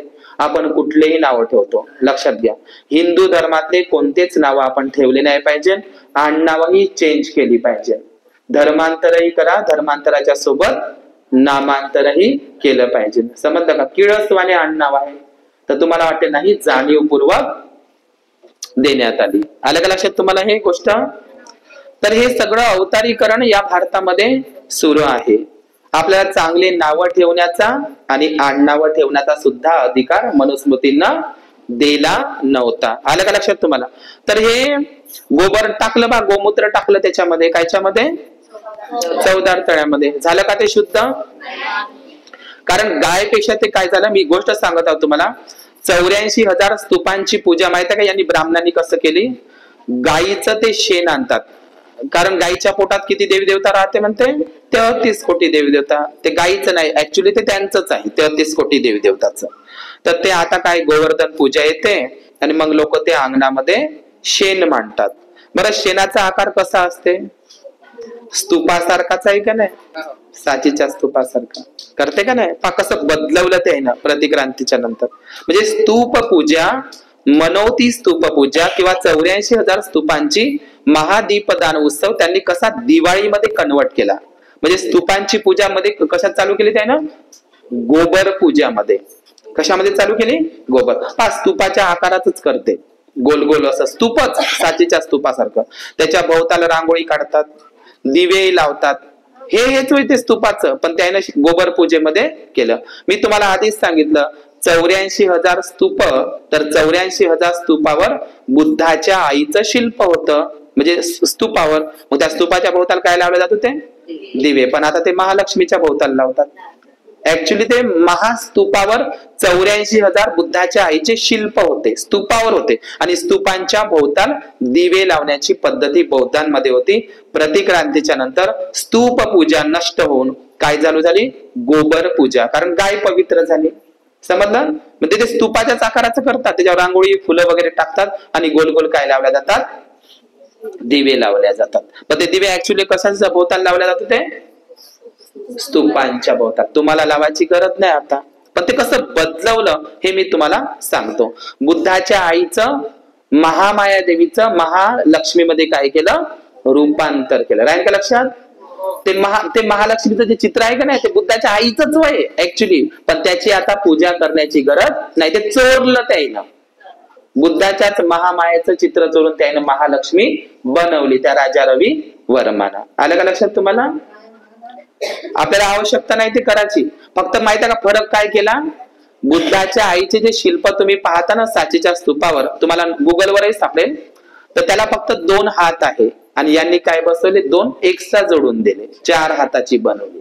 पण बुद्धाच्या आईचं सांचीला पहा तुम्ही, कुठे पहा 2च हात आहे, आपल्या सामान्य व्यक्तीसारखे. हत्ती जशीच्या तशीच आहे, हत्ती जशीच्या तसं, सोंडमध्ये पाण्याचे कलश आहे जशीच्या तसे, कमळ आहे जशीच्या तसं, हाताची मुद्रा वरद मुद्रा आहे जशीच्या तशी. फक्त फरक काय केला? 2 हाताऐवजी 4 हात लावून दिले. तिकडे पश्चिम बंगालमध्ये चंद्रकेतू गड, भारतातल्या महाराष्ट्रातल्या सर्व बौद्ध लेण्यांमध्ये आणि महास्तूपांमध्ये तुम्हाला बुद्धाच्या आईचं शिल्प दिसलं. हत्तीचा संबंध बुद्धाशी आहे, लक्षात घ्या. बुद्धाच्या आईच अवतारीकरण केलं. बुद्धाच्या आईला महामाया देवीलाच काय बनवलं? महालक्ष्मी. समजलं तुम्हाला? आणि ती महालक्ष्मी कुठची आहे म्हणते? कोल्हापूरची महालक्ष्मी अंबाबाई. वास्तविक पाहता ते कोल्हापूर नसून कोलीयपूर आहे. आणि बुद्धाची आई महामाया कोण्या वंशाची आहे? कोलीय वंशाची. आता ते कोल्हापूरचं नावही बदलवलं, कोलीयपूरचं काय केलं? कोल्हापूर, आणि महामायाचं काय केलं? महालक्ष्मी. आधी काय म्हटलं जात होतं? तिथेही बुद्धाच्या मूर्त्या सापडल्या तळ्यामध्ये, ते पूर्ण बुद्धाचंच विहार आहे. ते काय होतं? कोलीयपूरची महामाया असं म्हटलं जात होतं. कोलीयपूरची कोण? कोलीयपूरची बुद्ध माता महामाया असं म्हटलं जात होतं. आता काय बनवलं? कोल्हापूरची महालक्ष्मी. बघा, नावही चेंज केले ब्राह्मणवाद्यांनी. म्हणून बाबासाहेबांनी म्हटलं आहे, या भारतातील 84,000 सम्राट अशोकांनी बांधलेली विहार गेली कुठं? गेली कुठंच नाही. तिरुपती बालाजी, पंढरपूर, भारतातील सोमनाथ, जगन्नाथ, बद्रीनाथ, केदारनाथ आहे का नाही, पशुपतीनाथ, भारतातील जेवढे काही जुने मंदिर आहे ते कोणाचे आहे? बुद्धाचीच विहार आहे. सम्राट म्हणजे सम्राट अशोकांनी ती निर्माण केली आणि सम्राट कनिष्कानं त्याच्यामध्ये सोन्याच्या मूर्त्या स्थापित केल्या होत्या विहारामध्ये. त्या 84,000 सोन्याच्या मूर्त्या नष्ट केल्या. ब्राह्मणांनी सोनं वाटून खाल्लं मस्त. आणि एसटी ओबीसी लोक आले म्हणते त्या बकरीचा पाला, आपट्याचे पानं, भोवशाचे पानं, सोनं सोनं म्हणून वाटा म्हणते, जय भीम घ्या म्हणते. पहा किती अंधश्रद्धा आहे भारतामध्ये. असली सोनं कोणापाशी आहे? ब्राह्मणापाशी, आहे की नाही? म्हणून त्यांनी स्तूप पूजेचं रूपांतर कशामध्ये केलं? गोबर पूजेमध्ये. आलं का लक्षात तुम्हाला? ही गोष्ट लक्षात आली? ती गोष्ट सांगतो, एक त्याच्यामध्ये एक कहाणी सांगतो आणि थांबतो. तर दिवा विझण्याचे एकूण 4 प्रकार भगवान बुद्धाने सांगितले. किती? 4 प्रकार. दिवा 4 कारणांनी विझतो. मिलिंद प्रश्नामध्ये सांगितलंय 4 कारणांनी. दिव्यातील तेल संपले तर दिवा विझतो. दिव्यातील तेल शिल्लक आहे पण वात संपली तर दिवा विझतो. दिव्यातील तेलही संपले आणि वातही संपली, दिवा विझतो. आणि 4थं कारण आहे हवेच्या वेगाने किंवा कोणीतरी फुंकर मारली. ज्याप्रमाणे दिवा 4 कारणांनी विझतो, त्याचप्रमाणे मनुष्याला 4 कारणांनी मरण येते. समजलं का? आता एक महालक्ष्मीची या ठिकाणी गोष्ट सांगतो आणि थांबतो. लोक काय करतात? महालक्ष्मीचं आवाहन करतात. जसं आपल्या बौद्ध धर्मामध्ये आवाहन सुद्ध आहे परित्राण पाठामध्ये. आता आवाहन कसं करतात ती कहाणी सांगतो आणि थांबतो. की आवाहन सुद्धा असं आहे की घराची साफसफाई करतात. आता साफसफाई म्हणजे काय आणि खरं धन कोणतं? खरं धन कोणतं? भगवान बुद्धाने सांगितलं श्रद्धा हे सर्वोच्च धन आहे. आल्बक सुत्तामध्ये 5 प्रकारची धनसंपत्ती सांगितली आहे. राहुलालाही सांगितलंय भगवान बुद्धाने, राहुला तुला कोणतं धन पाहिजे? अविनाशी धम्माचं धन पाहिजे का विनाशी धन पाहिजे? तुमच्याकडे कोणतं धन आहे? विनाशी धन आहे का अविनाशी? अविनाशी म्हणजे ज्याचा कधीही विनाश होत नाही. आणि विनाशी धन म्हणजे जे तुमच्याकडे आहे का ना सध्या बँक मध्ये वगैरे ठेवून अंगावर सोनं नाण्याच्या रूपात धनसंपत्ती, हे कशी आहे? विनाशी आहे, नष्ट होणारी. पण धम्माचं धन कसं आहे? राहुला माझ्याकडे ती धनसंपत्ती नाही रे, पण अविनाशी धनसंपत्ती आहे जी कधीही नष्ट होत नाही, त्याचे कोणीही हिस्सेदार येत नाही. आताच माणूस मेला तर त्याचे हिस्सेदार वाटणीवाले लोक पुढे येतात, येते का नाही हिस्सेदार. हे धन चोरही चोरून नेऊ शकत नाही. कोणतं धन? धम्माचे अविनाशी धन. बुद्धाचं धम्माचं अविनाशी धन चोर चोरून नेऊ शकत नाही. ते नष्टही केल्या जात नाही. त्याचे हिस्सेदारही येत नाही हिस्सा मागायला. समजलं का? पण विनाशी धनामुळे कलह आहे. म्हणून भगवान बुद्धाने सांगितलं या जगातील सर्वोच्च धन कोणते? तर श्रद्धा हे सर्वोच्च धन आहे. तर तुम्हाला अविनाशी धन पाहिजे का हे धन पाहिजे? अविनाशी धम्माचं धन. निधिखंड सूत्रामध्ये सांगितलं आहे अविनाशी धम्माचे वारसदार झालं पाहिजे. समजलं तुम्हाला? हे धनाचं नाही. धन कशाने नष्ट होते? आणि हे लोक काय म्हणते आमच्या घरी धन आलं पाहिजे. पण धन नष्ट होण्याची 3 कारण भगवान बुद्धाने सांगितले आहे. पराभव सूत्रामध्ये इत्ती दुत्तो सुरा दुत्तो अक्ख दुत्तो चयम नरो लद्धंग लद्धंग विनाशेती तंग पराभवतो मुखम. समज तुम्हाला? म्हणजे ज्याच्याकडे धनसंपत्ती असेल ती नष्ट होते. त्याची 3 कारण आहे. इत्ती दुत्तो बाईचा नाद, दारूचा नाद आणि जुगाराचा नाद. म्हणजे बाईचा नाद, दारूचा नाद आणि जुगाराचा नाद ज्याला असेल त्याच्या घरचं धनसंपत्ती नष्ट होत असते. काही लोक म्हणते धन आमच्या पैसे आमच्या हातातच राहत नाही, टिकतच नाही. म्हणजे ते पैसे दुकानाकडे चालत जाते दारूवाल्याच्या. आहे का नाही? किती कारणाने धनसंपत्ती नष्ट होते? 3 कारणाने. प्रमुख 3 कारण आहे. बाईचा नाद, दारूचा नाद आणि जुव्याचा नाद. आहे का नाही खरी गोष्ट? आहे का नाही? दुसरी गोष्ट, मराठा लोक रस्त्यावर उतरत आहे. आतापर्यंत तर नाही उतरले, आताच काऊन उतरले? घ्या ना म्हणे बाबासाहेब आरक्षण. आम्हाला नाही पाहिजे म्हणते मांगा महाराजचं आरक्षण. भीक वय म्हणे आमच्याकडे. असा मिशीवर तावून देऊन सांगता 500 एकर वावर आहे म्हणे माकड आणि मी ते भीक घेऊ का म्हणे बाबासाहेबांनी आरक्षण. 500 एकर असं मिशीला ताव देत होते. कोण लोक? मराठा लोक. आता कुठं गेलं त्याचं 500 एकर 250 एकर. आता रस्त्यावर उतरत आहे, मोर्चे काढत आहे. मग कशा पायी गेलं? बाईचा नाद, दारूचा नाद आणि जुव्याचा नाद. आता द्या म्हणते. पण बाबासाहेबांनी तेव्हा ते काय म्हणे? भीक वय म्हणे. समजलं का? पाटलांचेच गेले, त्या मराठ्यांचेच गेले धनसंपत्ती. आता तुमचं काय आहे? म्हणून गर्व करू नका धनसंपत्तीचा. आहे का नाही? खरं धन कोणतं आहे? 3 महिन्याला तुम्ही धन कमावायला यायचं. कोणते आहे 3 महिने? आषाढी पौर्णिमा, अश्विन पौर्णिमा. तुम्ही धन कमावण्यासाठी रात्रीचा दिवस करता. घेतला वेळा का चालले, घेतला कपडा का चाललं कापूस येत चालले. आहे का नाही? तर कोणतं धन कमवत आहे? तुमची ठेव कोणती आहे? ते विनाशी धनचं. ते तुमच्या येणार नाही सोबत. समजलं का? कोरोनामध्ये कोणाच्याच सोबत आलं नाही. पण तुमचे कुशल कर्म, पुण्यरूपी धन, हे अविनाशी धम्माचं धन तुम्ही कमवायला येत नाही 3 महिने. आज जेवढ्या आल्या का नाही तेवढ्या येत नाही. मला माहित आहे. आज बनते जे आहे म्हणून जायचं. काय म्हणन? आहे का नाही? आता तर जीवावरच येऊ नये. आहे का नाही? आपण कोणतं धन कमावलं पाहिजे याच्याकडे लक्ष दिलं पाहिजे. ते धन तुम्ही कितीही कमवा ते नष्ट होणार आहे, विनाशी आहे. धनसंपत्ती कमवायचीच नाही असं अजिबात बुद्धाला म्हणायचं नाही. पण त्याच्या एक मर्यादा असावी. माणसाच्या इच्छेला कधीही अंत नाही. माझी इच्छाच होती म्हणते, शेवटची राहिलीच म्हणते. तृष्णा आणि इच्छा, एक इच्छा पूर्ण झाली का दुसरी इच्छा जन्म घालते. है की नाही? इच्छेला अंतच नाही. आणि इच्छाच काय आहे? दुःखाचं कारण आहे. अज्ञानही दुःखाचं कारण आहे. म्हणून भगवान बुद्धांनी बोधी ज्ञानाचा दिवा लावून मनामध्ये अज्ञान अविद्या नष्ट केली. समजलं का तुम्हाला? तर ते जे महालक्ष्मी आहे म्हणते माहिती आहे का? ते लोक ऍक्च्युली पाहतात शेतातलं धन घरी येत होतं. त्या काळामध्ये लोकांचे मातीचे घर राहायचे.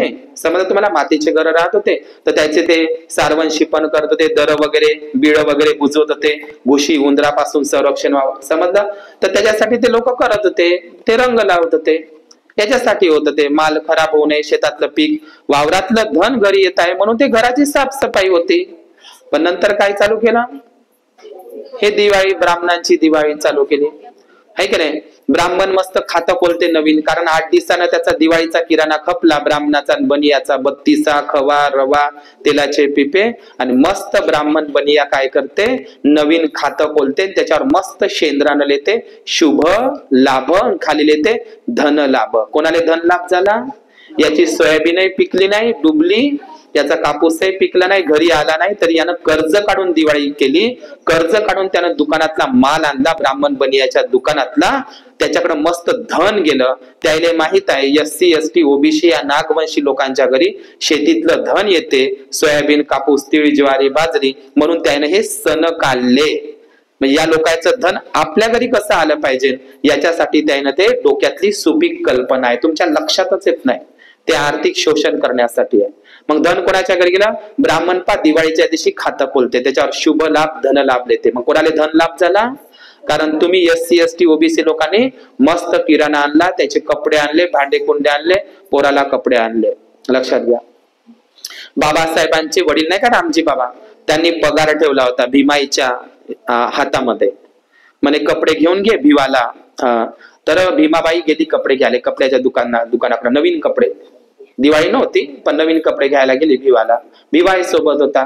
तर दुकानदाराने भीमाईच्या दुरून कपडे फेकले. असे आज तुम्ही दिवाळीला कपड्यासाठी करता ना, आपले नाही आहे ते. तर दिवाळीला असे दुरून कपडे फेकले. भिवा पाहत होता लहानचा, दुरून फेकले ते नवीन कपडे.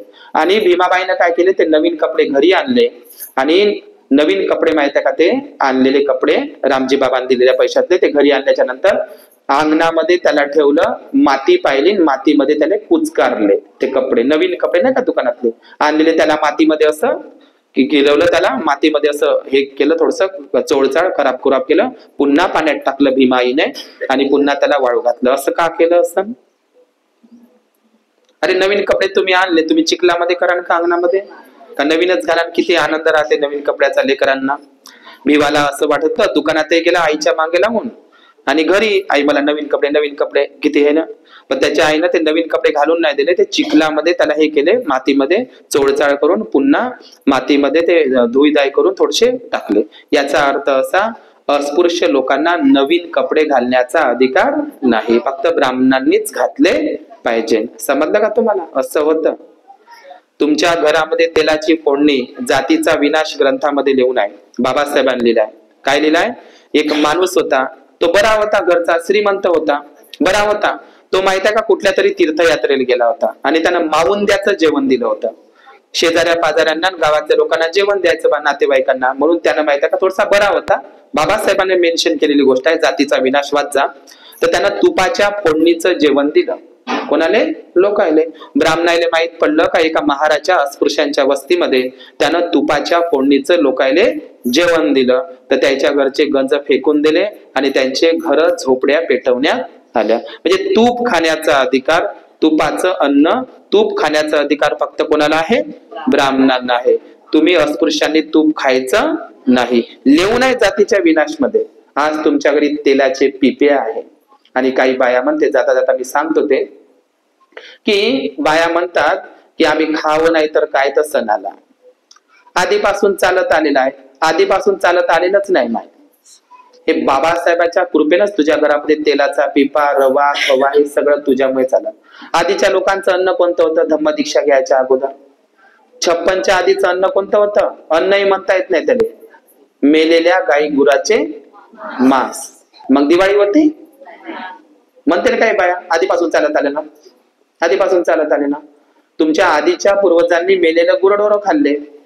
मेलेल्या गाईले, बैलाले एका बाजूनं तुम्ही ओढत होते, तुमचे पूर्वज एका बाजूनं कुत्रे ओढत होते, एका बाजूनं कोले, एका बाजूनं कुत्रे आणि एका बाजूनं आपले पूर्वज ओढत होते माणसं. ते अन्न घरी आणून खात होते, वाळू घालत होते. मग होती तुमच्या घरी दिवाळी. तांदूळ केव्हापासून आले? भेटत होते तांदूळ? आम्हीच तर नाही पाहिले. माझा जन्म मला वाटते त्या पिंजरा सिनेमा रिलीज झाला तेव्हापासूनचा असेल, 82-83 मध्येच ना. तेव्हापासून तर आपल्या घरी गहू नव्हते, तांदूळही पाहायला भेटत नव्हते. मग तुम्ही म्हणता ना आधीपासून चालत आलंय. आधीपासून चालत आलेलंच नाही. बाबासाहेबांनी जेव्हा आपली धम्मदीक्षा दिली, बौद्ध धम्माचा, आहे की नाही, आपण शिकायला लागलो, मोठे झालो, आपल्याकडे पैसे यायला लागले. बाबासाहेबांमुळे आपल्याकडे पैसे यायला लागले, आपली शिक्षणामुळे उन्नती झाली, बौद्ध धम्मामुळे उन्नती झाली, आपल्याकडे पैसे यायला लागले. तेव्हापासून आपण हे दिवाळी करायला लागलो. त्याच्या अगोदर दिवाळी नव्हती. मला हे सांगायचं आहे. आपलं अन्न कोणतं होतं? मेलेल्या गुराढोराचं वास. तरोटा आणि आंबाडीची भाजी खा लागत होती सणाच्या दिवशी. काही बाया म्हणते ना करून नाही तो का, आता म्हणते तोंडाकडे पाहतील का आमचे लेकर, म्हणते सणासुदीच्या दिवशी बनतील तेच काम आहे. तोंडाकडेच पाहा लागत होतं एकामेकाच्या. समजलं का?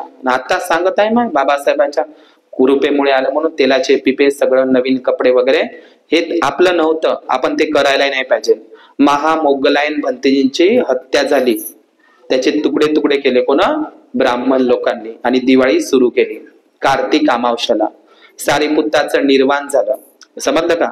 उदाहरणार्थ सारीपुत्ता आणि महामोगलांचा मोबाईल मध्ये गुगलवर फोटो भेटते, तो फोटो फ्रेम करायचा आणि दिवाळीच्या दिवशी आतमध्ये बुद्धापाशी ते फोटो ठेवून तुम्ही पूजा करू शकता. परिनिर्वाण दिवस, हत्येचा दिवस, महामोगलांची हत्या केली ब्राह्मणांनी, बारीक बारीक तुकडे केले, तो दिवस होता कार्तिक अमावस्या दिवाळीचा. आणि दिवाळी तेव्हापासून ब्राह्मणांनी सुरू केली आहे, लक्षात घ्या. आणि सारीपुत्ताचं निर्वाण झालं, हत्या नाही झाली, नालंदाला. ते आपण चेंज करू शकतो.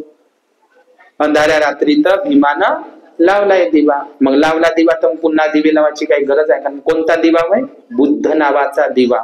14 ऑक्टोबर 1956 ला बुद्ध नावाच्या दिव्याच्या उजेडाखाली आपल्याला आणलं. बुद्धालाच दिवा म्हटलं आहे, बुद्धच दिवा होय. या बुद्धाच्या दिव्याच्या उजेडाखाली बाबासाहेबांनी आपल्याला 56 लाच आणलं. आता आम्हाला दिवे लावायची गरज नाही आहे, बुद्धच दिवा आहे, हा जगाचा प्रकाश. समजलं? त्यांना लावू द्या कुशाल दिवे, कारण ते लोक अंधारात आहे. तुम्ही अंधारात आहात का? तुम्हीच तर म्हणता अंधारातून बाबासाहेबांनी उजेडात आणलं. मग आणलं ना उजेडात, मग आता काय दिवे लावता? आणि दिवा लावायचा आहे तर बुद्धांना सांगितलं दिवा लावा. अत्तदीप भव, आपल्या मनातला दिवा लावा. अंतरदीप है का नाही? अंतर मन की ज्योती जगालो, होगा दूर अंधेरा. अंतर मन की ज्योती जगालो, होगा दूर अंधेरा. बुद्धाने लोकांच्या मनामनातील अज्ञान अविद्येचा अंधार नष्ट केला. आपल्याला बोधी ज्ञानाचा दिवा लावायचा आहे. अत्तदीप भव स्वयंदीप भव, स्वतःचा दिवा स्वतःच बना. समजलं? आणि आपल्या तर मी ती जाता ते कहाणी सांगतो थांबतो. तर जे महालक्ष्मी येते म्हणते ते आवाहन करते लोक, तर महालक्ष्मी आहे कायच्या वेळ येते म्हणते? रात्रीला येते. म्हणून ते दोन लोक बाजूला काय लावतात? लोक दिवे लावतात. आणि माहित आहे का ते कायच्या वेळी? तुम्हाला सांगतो म्हणून सांगतो, महालक्ष्मी पायानं नाही चालून येत, लक्षात ठेवायचं. हिंदू धर्माची, ब्राह्मण धर्माची मान्यता पाक कशी आहे? तर महालक्ष्मी पायानं. तुम्हाला वाटते का हिंदू धर्माच्या लोकांना वाटते आहे? तर ती कल्पना, अंधश्रद्धा आहे. पण लक्षात घ्या कसं आहे ते. महालक्ष्मी कशी चालत येते? पायानं नाही चालत येतेच, ते घुबडावर बसून येते म्हणते त्या दिवशी. महालक्ष्मी पूजन नाही का? महालक्ष्मी पूजनाच्या दिवशी तिचं वाहन आहे. हत्तीचं वाहन, आपलं गणपतीचं वाहन काय आहे? उंदीर. गणपतीचं वाहन काय आहे? उंदीर. आणि महालक्ष्मीचं वाहन आहे घुबड. त्याच्यावर येते मग ते बसून आकाशातून येते. आणि त्याच्यासाठी मग ते दिवे लावले जाते, घरी रोषणाई केल्या जाते, सिरीजा लावल्या जाते. कायच्यावर येते ते? घुबडावर. आणि कोण्या टायमाला येते? रात्रीला. रात्रीला 12 वाजता येते. मग ठीक आहे, आईला माहित आहे कारण ते करत असते. तर किती वाजता येते? 12 वाजता. आणि कायच्यावर येते? घुबडाले दिवसा दिसत नाही. समजलं? घुबडाला काय काय? घुबडाचा गुणधर्म आहे, त्याने दिवसा दिसत नाही, रात्रीला दिसते. आता दिसते तर एक माणूस असाच होता, त्यानं सगळ्या लोकांना दिवे लावले होते महालक्ष्मी पूजनच्या दिवशी. सिरीजा लावल्या होत्या, कंदील लावले होते, मस्त दिवे लावले होते, साफसफाई केली होती. पण एका माणसानं दिवे लावले नव्हते घरी. तर ते बंदे लोक, महिला म्हणत होते, सगळ्या लोकांना कंदील लावले, दिवे लावले, रोषणाई केली, साफसफाई केली, मस्त रांगोळी काढल्या, मस्त ते दिवे लावले. बा त्याचं एकच घर होतं, दिवे लावलेलं नव्हतं, साफसफाई नव्हती, सिरीजा नव्हत्या, कंदील नव्हते, रांगोळी काढल्या नव्हत्या. त्यानं विचारलं, काऊन रे म्हणे सगळ्या लोकांना दरवर्षी तू दिवाळी साजरी करत होता आणि यावर्षी काऊन तू दिवाळी साजरी केली नाही? काऊन तू रांगोळी, सिरीजा, दिवे वगैरे काम नाही लावले? तर तुम्हाला माहित नाही म्हणे, तुम्ही जेवढ्यानं दिवे लावले आणि शिरजा लावल्या, कंदीला लावल्या, रोषणाई केली, तुमच्या घरी लक्ष्मी येणारच नाही म्हणे. आणि मा घरी मी दिवे लावले नाही, रोषणाई केली नाही, तर मा घरी लक्ष्मी येणार म्हणे. म्हणजे मी दिवे लावले नाही तर माच घरी लक्ष्मी येणार आहे, आणि तुम्ही लावले तर तुमच्या घरी येणार नाही. तर असं काऊन? कारण तिचं जे वाहन आहे म्हणजे महालक्ष्मीचं घुबड, त्याला उजेडात दिसत नाही, त्याला अंधारातच दिसते. सांग म्हणे आता कोणाच्या घरी लक्ष्मी येईल म्हणे? माझ्याच घरी, कारण माझ्या घरी अंधार आहे आणि घुबडाले अंधारातच दिसते, त्याला उजेडात दिसत नाही. आणि बाकीच्याने काय केला, उजेड केला. आणि माझ्या घरी काय, अंधार आहे. तर कोणाच्याच घरी गावातून जाणार नाही ते घुबड, फक्त आणि फक्त कोणाच्या घरी आहे, माझ्याच घरी आहे. म्हणून मी दिवा लावला नाही, म्हणजे त्याला डोक्यावरच हात ठेवला. समजलं का? तर धनाची देवी म्हणजे भारत देश कंगाल आहे, गरीब आहे का, कसा आहे, गरीब आहे ना. मग भारतामध्ये पैशाचा पाऊस पाडणारी, धनाचा पाऊस पडणारी लक्ष्मी आहे. तर भारत देश जगात श्रीमंत पाहिजे नव्हता, सगळ्यात श्रीमंत.